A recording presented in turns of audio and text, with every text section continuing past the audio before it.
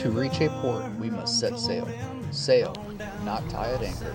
Sail, not drift. Franklin Delano Roosevelt. When we last left you, we were in the Bahamas on Cat Island, checking out the monastery and the mangroves.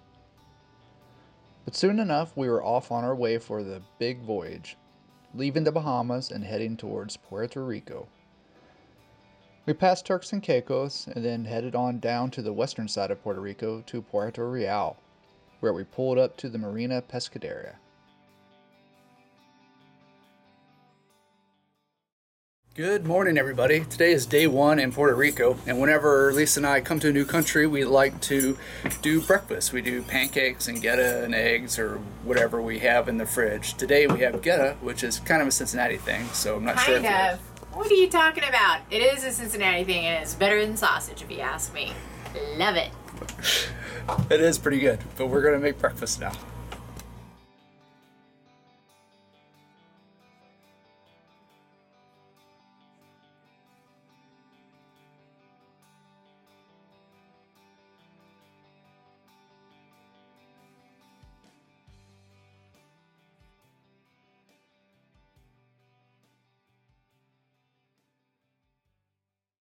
Good morning, everybody. We have been in Puerto Rico about a week now. We are in a marina on the western side in Puerto Real, and it's actually really nice. We wanted to come to a marina because we actually have a bit of boat work to do, mostly scheduled engine maintenance. And then we're also going to do some other projects. We just ordered a bunch of stuff from Sailrite, so I think actually today we're going to get started on redoing the Dodger at least, if not starting on the full enclosure. But we haven't done a whole lot. We got in and like the first 2 days we just kind of relaxed. Slept for like 8 hours straight in the air condition, so that was nice.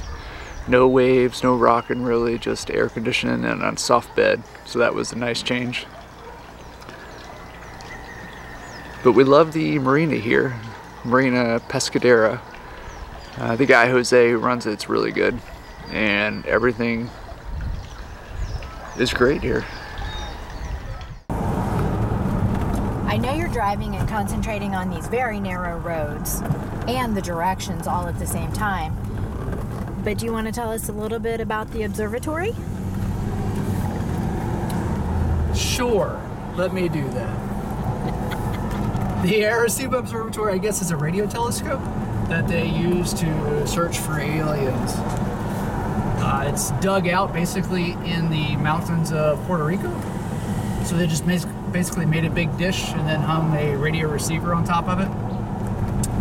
So we're gonna go check that out and take a tour of that today, hopefully. We came up here once before and it was actually closed, so they're only open a handful of days for 5 hours a day for the tours.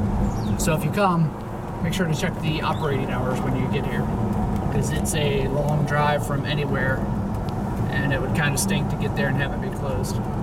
Yeah, they're closed on Monday and Tuesday. Don't come on those days. Ooh, aliens.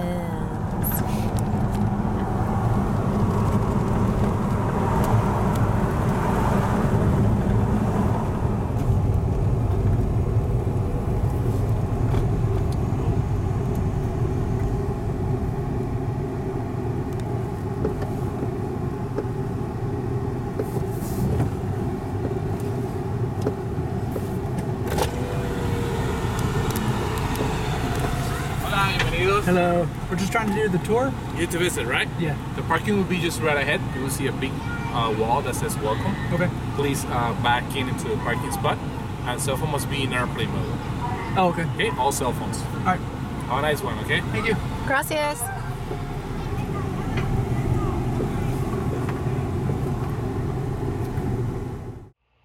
Once we were parked, it was a short walk up some steps as we passed by representations of all the planets in the solar system, and then the towers for the telescope started coming into view.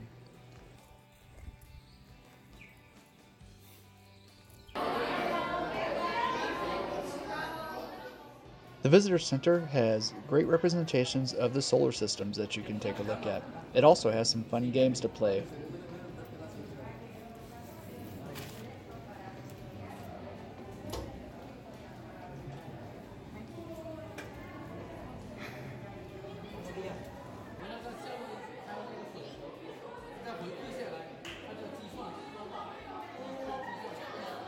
Learning is fun. Then we walked over for the guided tour of the observatory. That azimuth can help us to hold our principal instruments and also help us to move them in a vertical way. So we can move them 20 degrees to the outside and back to the center. So our principal instruments, the one that we use for the golf ball, that's a Gregorian dome. That Gregorian dome is similar to a 3-story building. On the inside, it has 10 antennas and 2 reflectors. The other antenna, the smaller one that's a kilo down, that's the antenna for 30. It's called that way because it works for 30 megahertz.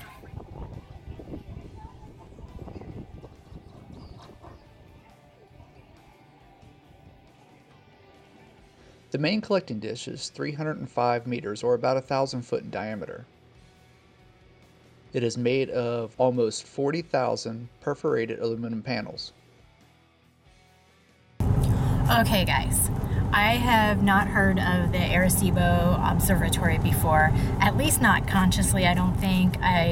David was telling me, you know, Jodie Foster was in that movie Arrived or Arrival. And I'm like, oh yeah, I did see that. And that's the big dome she's sitting in that you see. So this is the observatory, and it is incredible.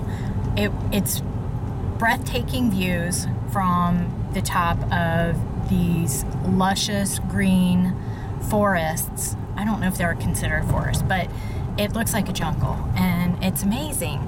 It's a good day trip. I recommend it. Let's find out what we're going to be doing next, what's on our plate next, like in the week or so. First, Dave, what did you think of the observatory? I thought it was pretty cool. I liked it.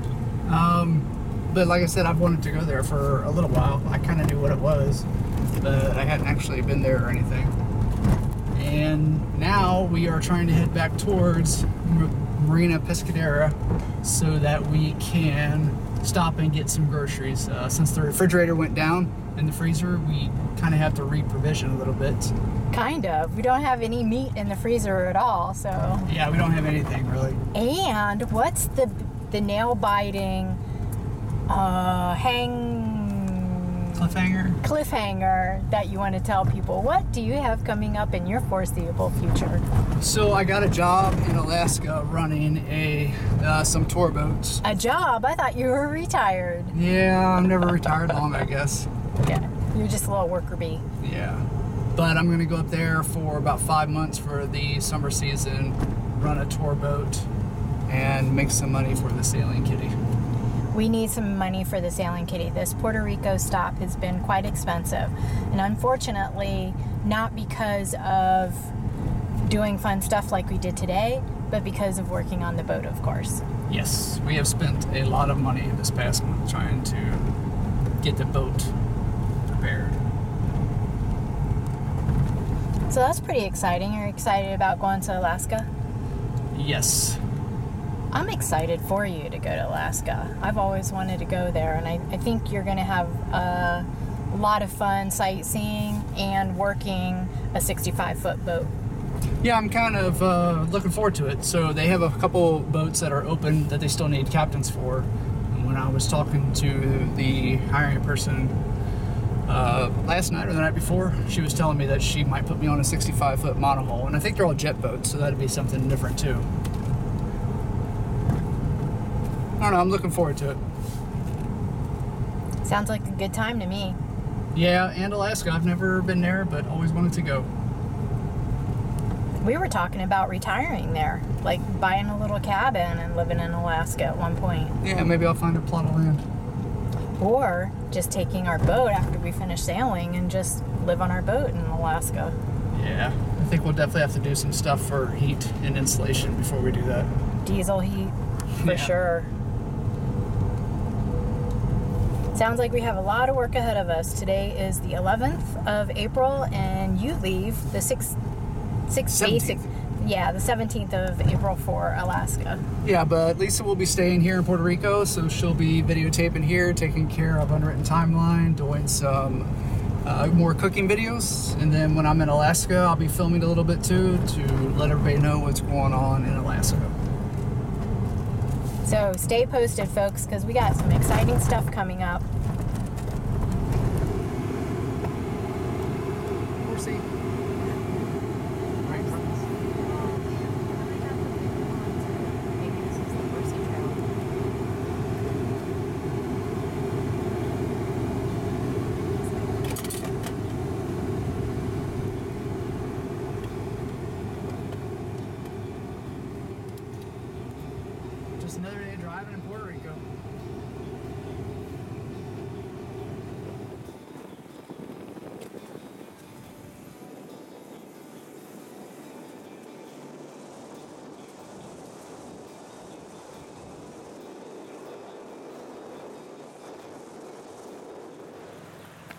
Incredible view.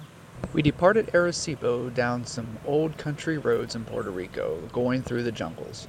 It was beautiful to see. We stopped and took a couple pictures here and there, and then we had lunch at a roadside diner.